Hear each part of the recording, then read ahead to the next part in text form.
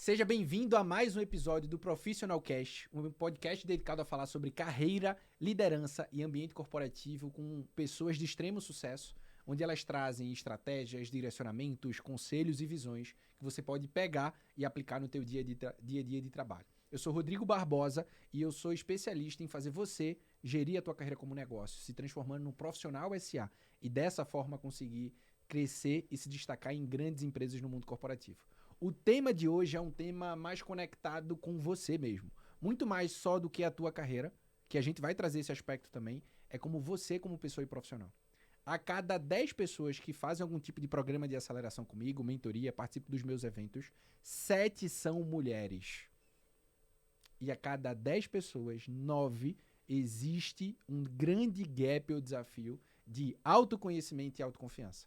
Pensando nisso, eu pensei em trazer Camila Del Monte, que é especialista em relacionamento, autoconfiança, tudo que a gente entende de poder interno quando a gente olha para nós mesmos enquanto identidade e pessoas, para que a gente possa conversar sobre isso. Seja muito bem-vindo ao Profissional Cast. Muito obrigada pelo convite, obrigada, para mim é uma honra poder contribuir com o meu conhecimento, com o que eu sei. Eu espero que faça a diferença na vida das pessoas que estão assistindo, não só as mulheres, porque os homens precisam entender também como funciona o relacionamento com as mulheres na carreira, no ambiente de trabalho. E eu acredito que vai fazer diferença para toda e qualquer pessoa que estiver assistindo, essa é a minha intenção. Perfeito, maravilha. Então eu já vou começar direto no ponto. Porque a grande maioria das pessoas tem um baita desafio em relação à autoconfiança e o quanto isso impacta no trabalho, né? Uau! Essa pergunta me traz um olhar para que a gente comece do início.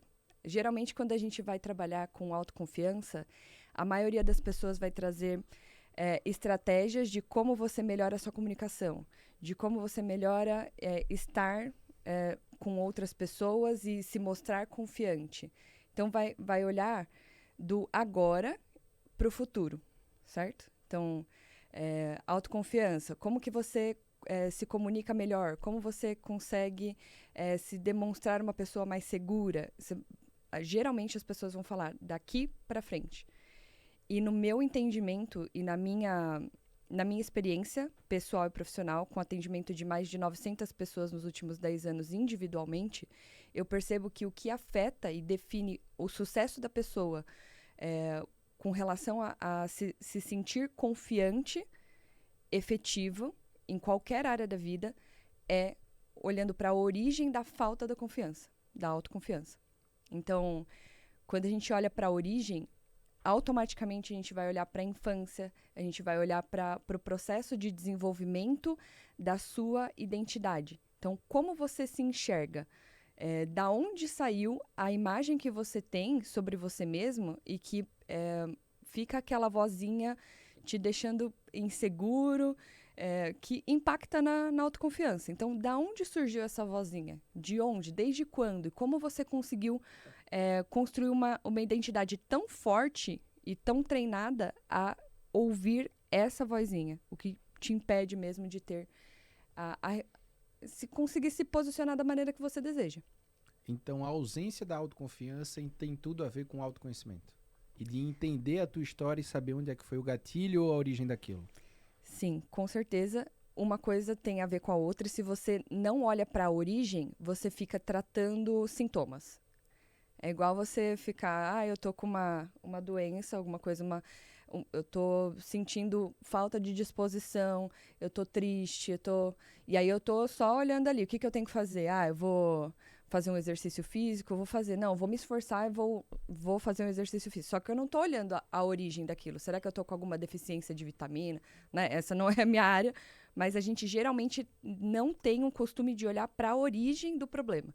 Então, sim, tem a ver autoconfiança diretamente ligado com autoconhecimento e saber observar dentro da nossa história de como a gente formou a nossa personalidade, a nossa identidade, a maneira com que a gente se enxerga e entende o que a gente é capaz, o que a gente pode estar no processo de formação da nossa personalidade, que é na nossa infância. Começa na nossa infância. Perfeito. Qual o caminho ideal para a gente ir atrás dessa origem para resolver isso?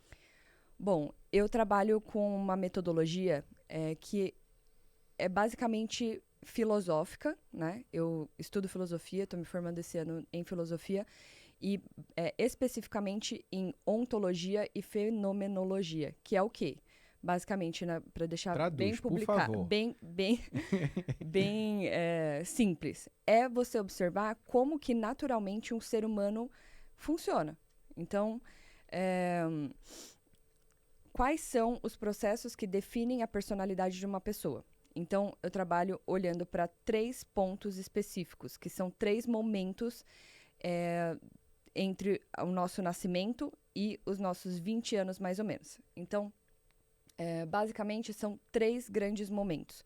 O primeiro momento, que é um momento específico, algo aconteceu entre seus 2 e 7 anos de idade, mais ou menos, em que, num contexto, como se eu tivesse uma sensação de que há algo de errado comigo. Então, por que a partir dos 2 anos? Até os 2 anos, geralmente, né, a gente não tem a capacidade de dar significado para as coisas. A gente aprende significado que as outras pessoas dão. A gente não tem ainda maturidade fisicamente cerebral para entender uma coisa e nós mesmos darmos um significado para aquilo. Então, vamos ser bem prático e específico para que todo mundo capte.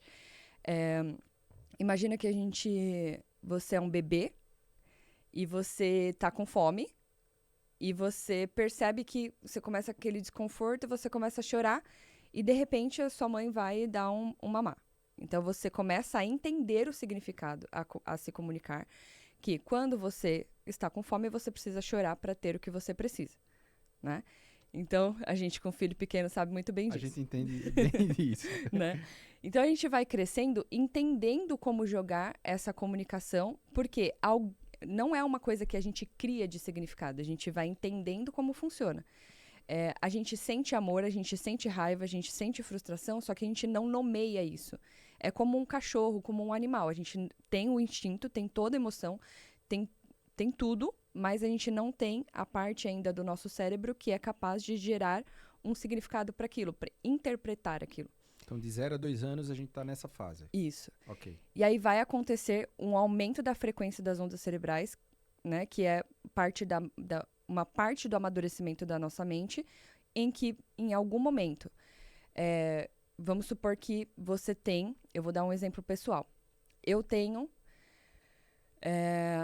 certeza de que sempre que eu preciso da minha mãe, que eu quero a atenção dela, eu vou chamar a mamãe e ela vai me responder, e ela vai me atender.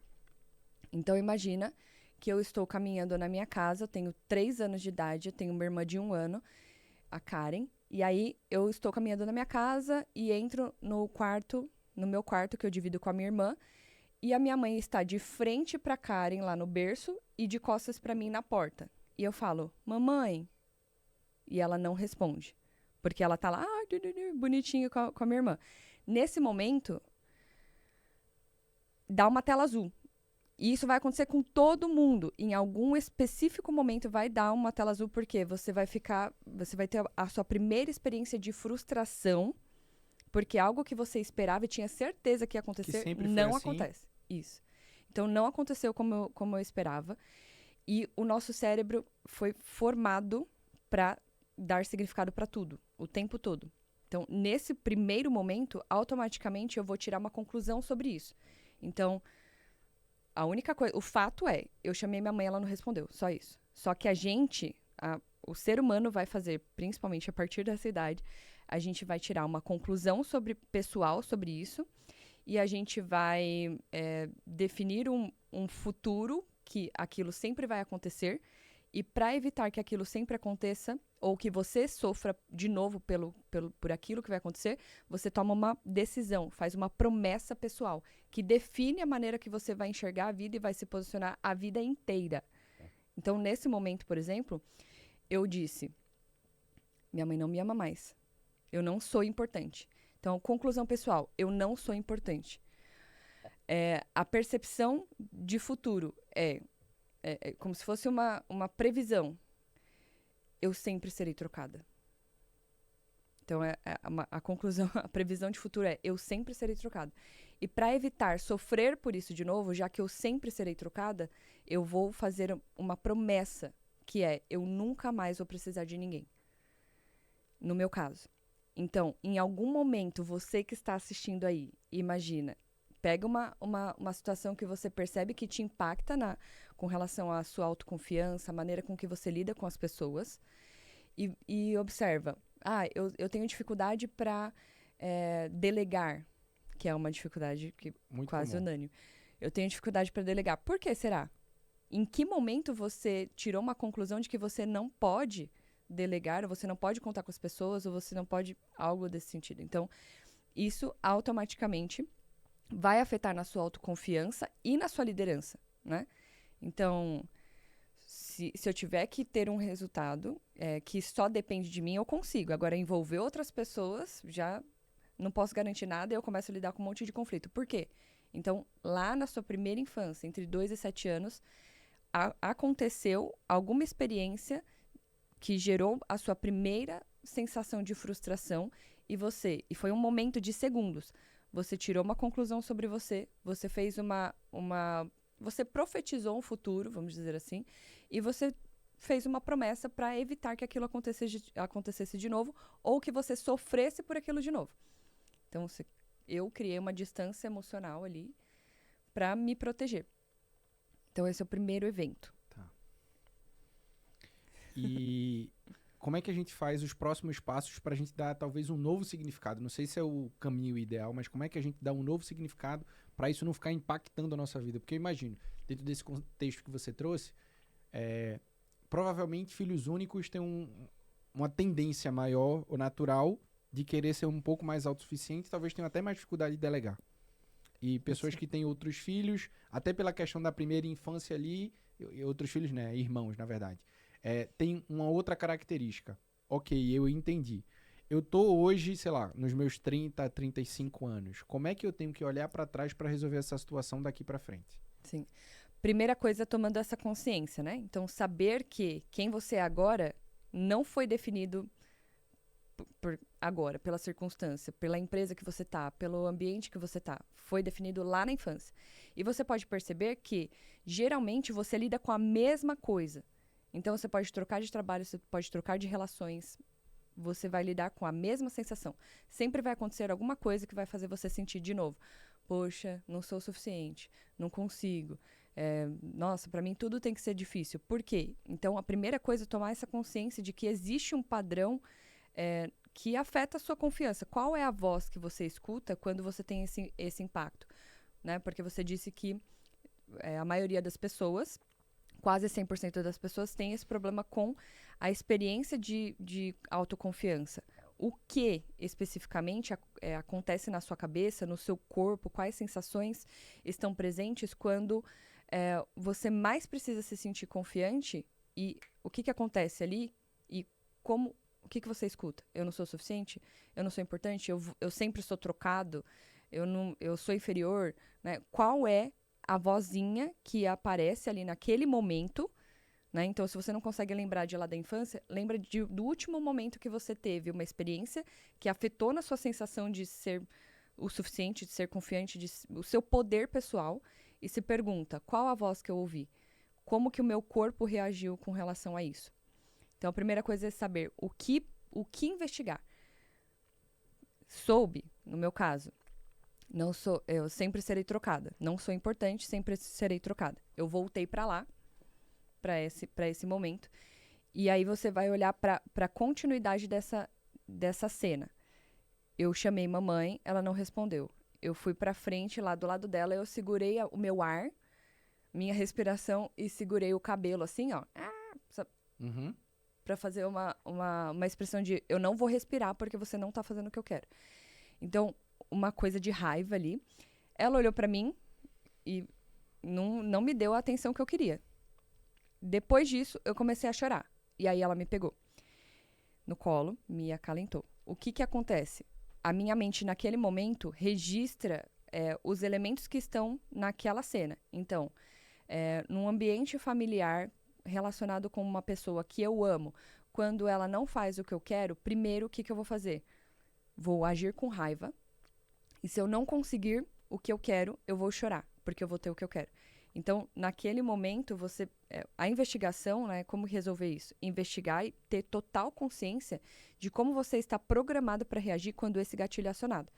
Então, eu vou sentir raiva, eu vou ter aquele gelo no coração e muita raiva. Eu vou querer fazer alguma coisa que vai alfinetar aquela pessoa. No meu caso ali, eu fingi, né, eu simulei que eu ia ficar sem ar e ia morrer.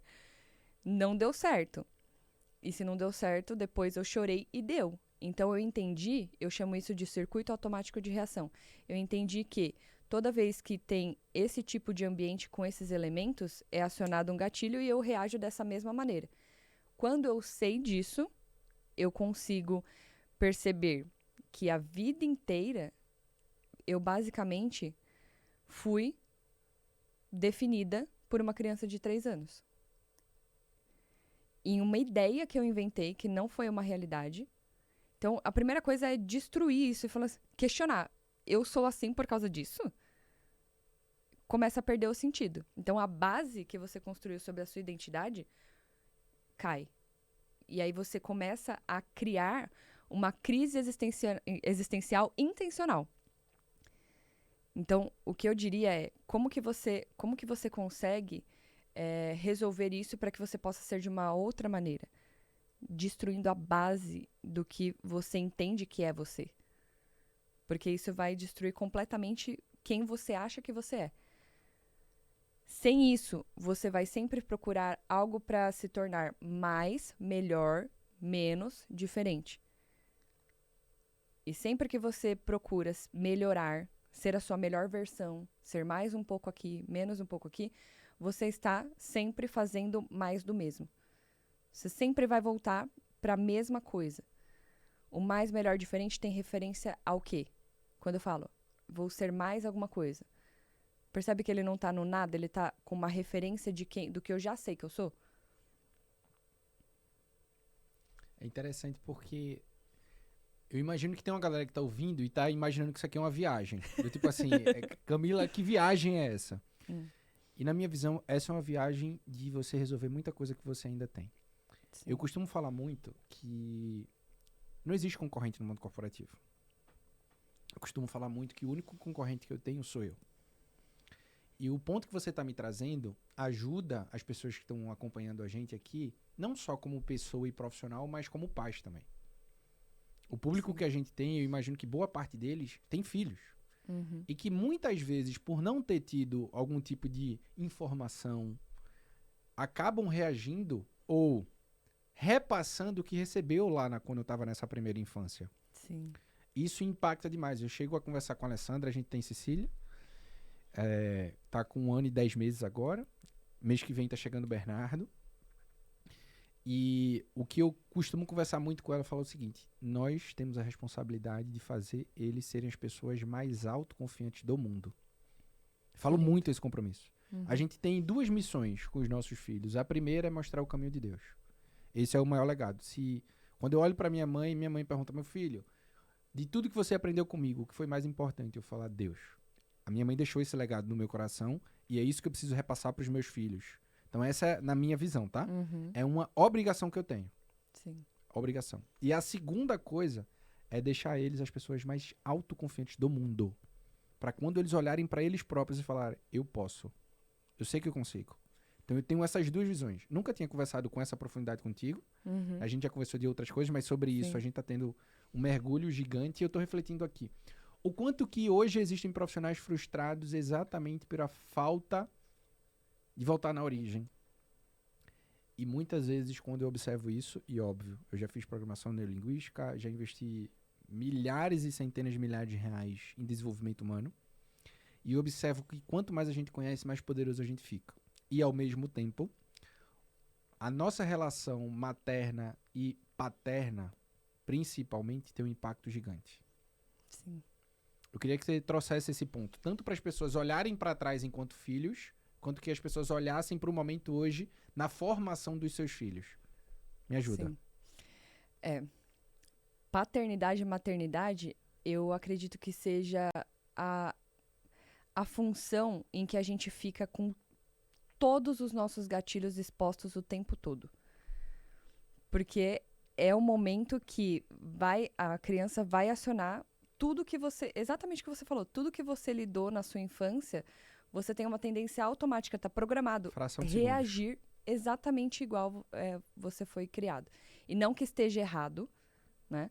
Porque estamos aqui, né? Somos pessoas do bem, né? Fazemos coisas incríveis. Não é que tem algo errado. Mas, pelo conhecimento que a gente tem hoje, Que é pelo pequeno em relação a acesso- isso, tá? O conhecimento que a gente tem sobre maternidade e paternidade é pequeno. E não é pela Sim. falta de conteúdo. É Uhum. pela falta de consciência de buscar esse conteúdo. Sim, Porque a gente parece acha que a não é um gente já problema. sabe. É. A gente acha que a gente já sabe. Eu fui Uhum. criado assim, o que é que eu tenho que fazer? Basicamente, reproduzir o que eu gostei e não reproduzir o que eu não gostei. Isso. Não é isso que a gente pensa? Exatamente. E eu imagino que não é o caminho ideal. Lembra que eu falei pra você agora de fazer mais, melhor ou diferente? Sim. Quando eu falo, isso eu tenho que reproduzir e isso eu tenho que evitar, isso eu não tenho que fazer porque É um não ponto de funciona. comparação ali. Um ponto de comparação, ele sempre vai ser uma melhoria de algo que já existe. Então, você vai ter algum resultado muito parecido com o que você teve na sua criação.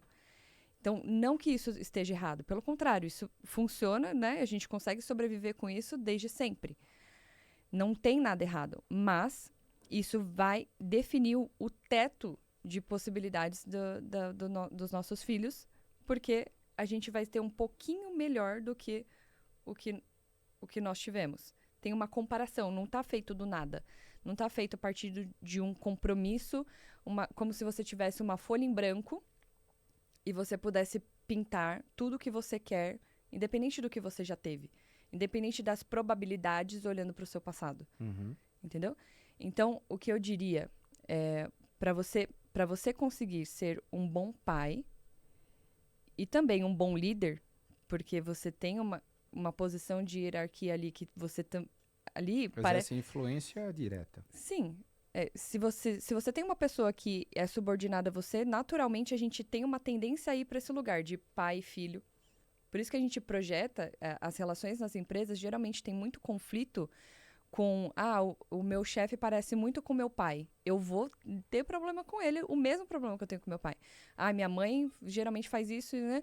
E eu vejo na minha líder algo parecido. Às vezes não é consciente, mas eu vou lidar. A gente tá o tempo todo buscando essa referência com o que a gente já sabe. Então, para eu ser um bom pai, uma boa mãe, um bom líder, eu preciso antes entender como eu me tornei quem eu sou. E o que está funcionando, o que não está funcionando dessa maneira de ser. Quando a gente descobre a origem, a gente ganha o poder de dizer sim para como foi, sim para como não foi, e encerrar esse ciclo. Assim, ok, isso me trouxe até aqui, só que você ficar olhando para o que você pode melhorar ou fazer mais, menos ou diferente agora, não vai te levar para um outro lugar um salto. Você vai ter assim, vai crescer Passo a passo. e vai voltar. Geralmente a gente cresce um pouquinho e volta, cresce um pouquinho e volta, cresce um pouquinho e volta. Por quê? E tem pequenos avanços. Porque para ter um salto mesmo, você precisa criar um espaço vazio, que só será possível quando você completar o seu passado, quando você resolver as questões que você tem mal resolvidas no passado, para você parar de projetar o eu não consigo, o eu não sou escolhido, o eu não sou importante, para você parar de projetar isso como fonte dos seus comportamentos. Vamos lá, bem prático agora. Se eu busco um programa de desenvolvimento pessoal para me consertar, eu vou sair de lá com uma sensação de que eu tive um leve conserto e vai dar 1 semana, 2 semanas eu vou voltar para a mesma coisa. Uhum. Porque não é sobre se consertar, é sobre você entender, ok, eu me tornei assim, desta maneira, sendo isso, né, aconteceu isso, eu tomei essas decisões, eu tirei essas conclusões sobre mim, ok. E eu não tenho nada aqui para fazer sobre isso, isso é o passado e eu posso deixar isso no passado. Se eu não faço isso conscientemente, isso tá lá no meu futuro, já me esperando para repetir. Porque isso é o que eu projeto sobre mim. E isso define até onde eu posso chegar. Se você parar um tempo para pensar, você sabe até onde você pode chegar. E muitas vezes, peraí. Essa- Um parêntese. Muitas vezes, ontem mesmo eu tava numa mentoria e uma pessoa da minha mentoria, ela virou pra mim e falou o seguinte: Rodrigo, eu só tô me candidatando pra esse nível aqui. Uhum. Eu falei, por quê? Ela falou, não, porque hoje eu tô nesse nível, eu enxergo que eu posso ir até aqui. Eu falei, mas quem te falou? Ela falou, não, pra mim é óbvio. Eu disse, por quê? E o interessante que eu falei pra ela é muito mais do que você olhar o nível e se limitar. Uhum. Quem tem que dizer isso pra você? É quem tem a vaga na mão.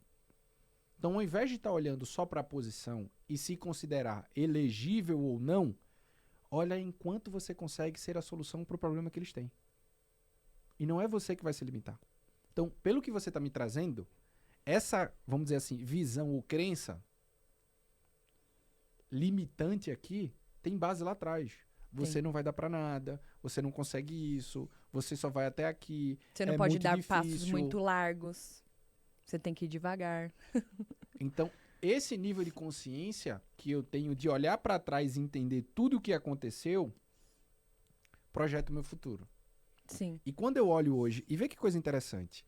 Eu falei, né? A cada 10 pessoas que estão nos meus programas de aceleração, eventos, mentoria, enfim, 7 são mulheres. 73% são mulheres. Sim. E eu observo uma tendência muito interessante sobre isso. O porquê?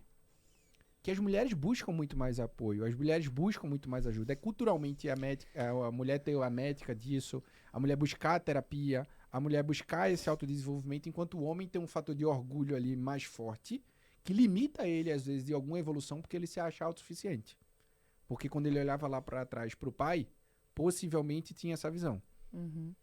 Então, o que você tá falando é tão profundo.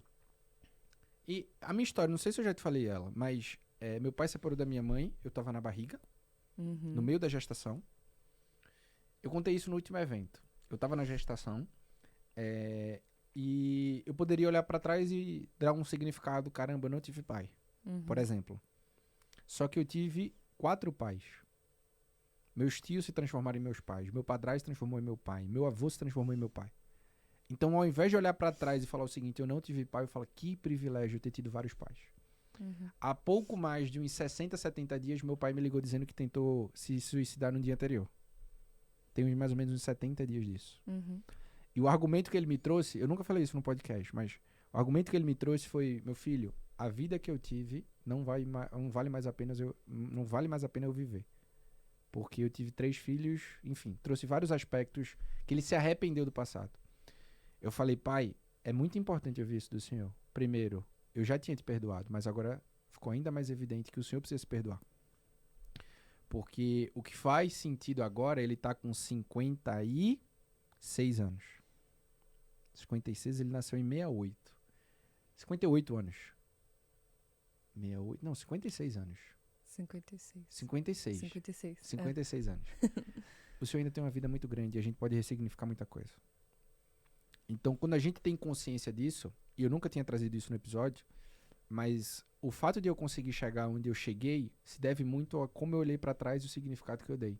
Sim. Só que tem muita gente presa nisso ainda e que precisa de apoio. E aí a minha próxima pergunta é: quem eu devo buscar e como eu devo buscar esse apoio pra ressignificar isso e conseguir andar pra frente? Porque tem gente que não consegue andar pra frente e ainda pesou no passado. Quem você vai buscar? É bem desafiador você te dizer quem você vai buscar, porque existem várias linhas de terapias que, inclusive, se tiver terapeuta assistindo, vai estar discordando de tudo que eu tô falando aqui. Então, eu falo isso com base na minha experiência pessoal, né?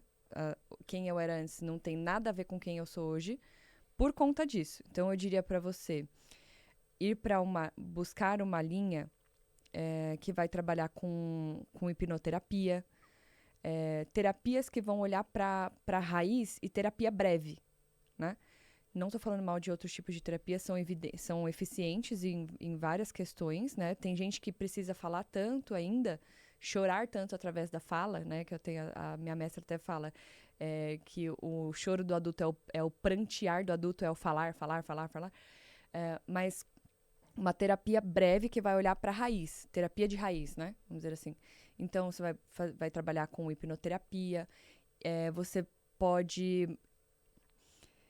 Eu vou recomendar aqui, né, fazer algum processo de hipnose, de hipnoterapia, dá para fazer online, eu estou à disposição. E se fosse olhar para um curso de desenvolvimento pessoal, eu vou falar que é o único que eu recomendo, que eu já fiz mais, igual você, uns 60 cursos de desenvolvimento pessoal. O que vai olhar mesmo para a origem e para como a nossa identidade é construída e como a gente pode zerar isso para criar uma folha em branco e definir quem eu sou a partir de agora e começar a fortalecer essa nova musculatura, é o Fórum Landmark, que eu até te mandei lá no Instagram, né? Inclusive, o Érico Rocha, sabe aquela coisa, aquela história que ele conta, que ele estava no... Não sei se é o público, né? Mas Érico Rocha é bem conhecido no mundo do marketing digital. Em algum momento ele fala ali que ele era um funcionário do banco, ganhava muito dinheiro em euro lá, e ele fez um exercício que ele descobriu como seria o futuro dele. Isso. E aí ele falou, meu Deus, não é isso que eu quero não.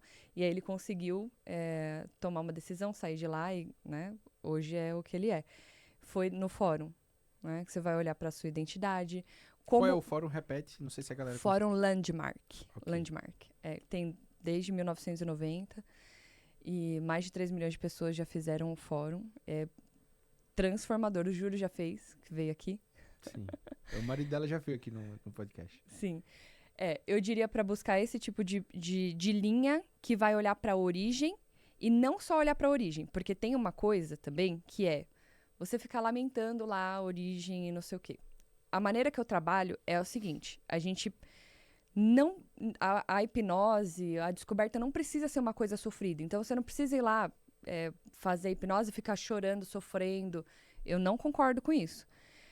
Chorar o que precisa, algumas pessoas precisam e tá tudo bem, mas você por si só, inclusive agora você consegue fazer isso.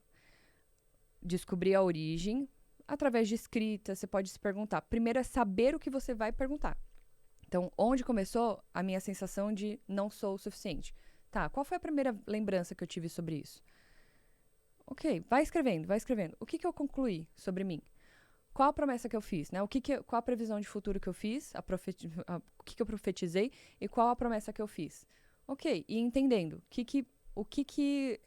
como que eu me construí assim e só dizer sim para como foi. A gente não precisa ressignificar. E isso é uma coisa principal. Você não vai buscar um profissional que vai te ajudar a ressignificar coisas.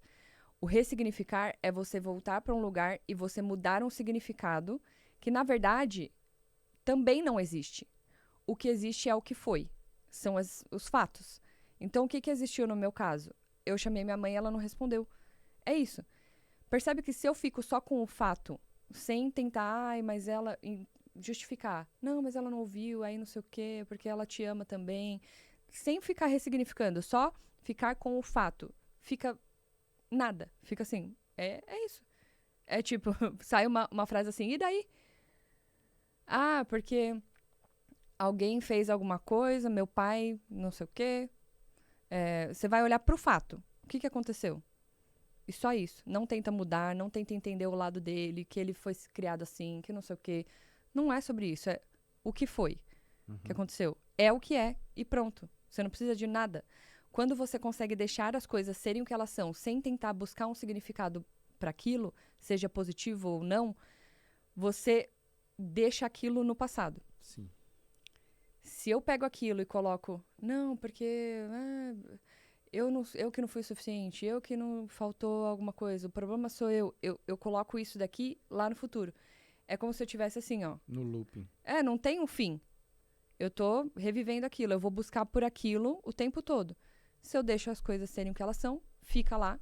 E o tempo, imagina uma linha do tempo aqui. Você tá lá preso no que eu não sou suficiente. Eu não consigo, ou eu tenho algum problema. Isso. Isso. Então eu tô aqui o tempo todo. Agora, se eu paro isso e coloco isso no passado, o tempo continua. Ó, uma linha vazia tá aqui. Então, nessa linha vazia, eu posso falar quem eu sou, o que me inspira a ser, o que eu quero ser, né? Eu me inspiro em ser autoconfiante, segura, líder, próspera. Eu posso criar algo sobre mim que não tem referência no passado, que não tem uma estatística, né? Provavelmente eu vou conseguir chegar até aqui igual a sua aluna, né? Provavelmente eu vou conseguir chegar até aqui baseado naquilo, faz umas contas na cabeça, então até aqui é o meu limite. Então, se eu tenho essa linha vazia, eu posso dizer algo e eu não vou ficar esperando eu me sentir autoconfiante. Primeiro, eu digo que eu sou autoconfiante. Segundo, eu vou me perguntar como age alguém assim e eu vou agir assim para experimentar. E no momento do experimento, eu tenho um salto em descoberta de que, nossa, Eu consigo. eu consigo. Então, eu crio uma nova maneira de ser a partir disso. Eu chamo de 3 perguntas e se joga. Eu sei que você me fez uma pergunta de quem buscar, que é muito desafiante eu falar para você um tipo de profissional que você vai buscar, porque isso não é comum nas terapias. Uhum. Se você ouviu o que eu falei, a maioria das pessoas vai falar pra você que você precisa ressignificar o passado, né? Que você precisa ser a sua melhor versão. E tudo isso vai te colocar no mesmo lugar que você vem estando até então. E isso vai te limitar. Vai te limitar. Então, ou você faz... Vamos fazer algo, né? Quem tiver interesse, fazer algum processo nessa linha. A minha metodologia é para isso, a minha hipnose é para isso. Não é para ficar sofrendo, é para entender e justamente tirar o significado. E você vai ficar com uma sensação, tá, e daí? Agora, eu vou conduzir para que a pessoa descubra qual é parte do que é essencial dela, de que quando ela tá num ambiente em que ela se sente segura, confortável com os amigos, ela é de um jeito. Qual é essa parte do que ela é desse jeito que se perde quando ela tá numa relação profissional ou numa relação que aciona um gatilho? A gente vai pegar isso da essência dela e deixar de volta disponível para ela. Perfeito. É extremamente profundo e extremamente necessário a gente ter esse olhar de autoconfiança e, acima de tudo, de autoconhecimento. Sim. Na minha visão, essa é uma base fundamental, tanto que o primeiro pilar que eu sempre costumo falar em relação aos profissionais que querem crescer e se destacar está no autogerenciamento, e esse autogerenciamento passa pela primeira base, que é o autoconhecimento. Não Sim. tem como eu gerenciar alguma coisa que eu não conheço. Preciso primeiro me conhecer para saber me gerenciar. Porque isso Sim. também tem a ver com autoliderança, autogestão, enfim, que é aquilo que as empresas estão procurando cada vez mais. A gente está fazendo um episódio muito profundo e eu queria deixar esse episódio compacto, Tá. para fazer as pessoas refletirem. Se você fosse dar um único conselho para a gente fechar aqui, responde para mim 2 perguntas. Qual conselho você deixa para as pessoas e como é que elas podem te acompanhar? Tá. Qual conselho? Eu daria em um único conselho. Para um tempo para se observar e perceber qual é o seu modus operandi na vida. O que está na sua cabeça? Sempre acontecendo. Qual é o padrão? Porque tem esse padrão. E vai descobrir a origem para encerrar esse ciclo e deixar isso no passado. Só isso pode fazer com que você seja uma nova pessoa da maneira que você escolhe ser. E a partir disso você planta uma nova semente, né, de uma maneira de ser e vai se fortalecendo a cada dia para que isso que você deseja ser esteja em evidência, que seja o protagonista da sua vida e não aquilo lá que fica mal resolvido no passado. Então, daria esse conselho. Perfeito. E como é que as pessoas podem te acompanhar? Através do meu Instagram, @CamilaDelmonte. Lá eu falo mais sobre relacionamento amoroso, né? E só que um dos pilares é encerrar ciclo e despedir dos amores passados, que pode se trazer de despedir das empresas passadas, dos empregos passados, dos projetos passados, porque é basicamente isso que eu falei hoje, é encerrar um ciclo que vai fazer com que você fique disponível para algo novo. Porque senão a gente sempre vai ficar repetindo a mesma coisa e vai ficar com aquela sensação de nadando, morrendo na praia, né? Andando em círculos o tempo todo, voltando para o mesmo lugar. Perfeito. Obrigado, tá? Por vir aqui compartilhar com tanta profundidade algo tão importante que eu acredito, que é essa base do autoconhecimento para autoconfiança, que você tenha muito sucesso, você merece demais. Obrigada. Viu? E obrigado a você também, que ficou até agora aqui com a gente nesse episódio. A minha recomendação é investe em autoconhecimento. Não tem como você querer crescer de posições, assumir altas posições em grandes organizações se você não se conhece como produto. E no mundo corporativo, sim, você é um produto. Muito mais do que olhar apenas um CPF, você também é um CNPJ. Só que só existe CNPJ forte com CPF forte. Então, a base que você se vê aquilo que você consegue transmitir para as outras pessoas. Então, invista energia e dinheiro se você acredita ser necessário e quiser aumentar a tua autoconfiança e autoconhecimento. Essa é uma base extremamente necessária. Agora, se você já tem essa base resolvida e quer crescer e se destacar, e no mundo corporativo você conquistar altas posições, o meu time está à tua disposição para construir o teu plano de crescimento profissional. Aqui abaixo tem um link para você falar diretamente com o meu time em 30 minutos. A gente montar o teu plano de aceleração e crescimento profissional. Basta você querer para a gente junto conseguir crescer. Toda segunda-feira, 7 horas da manhã, tem episódio novo do Profissional Cast para você. E todos os dias, de terça a sexta, tem episódios do Minuto Carreira. Apenas 1 minuto que você pode pegar e aplicar no teu dia para conseguir se destacar. Eu aguardo você amanhã no Minuto Carreira. Até a próxima.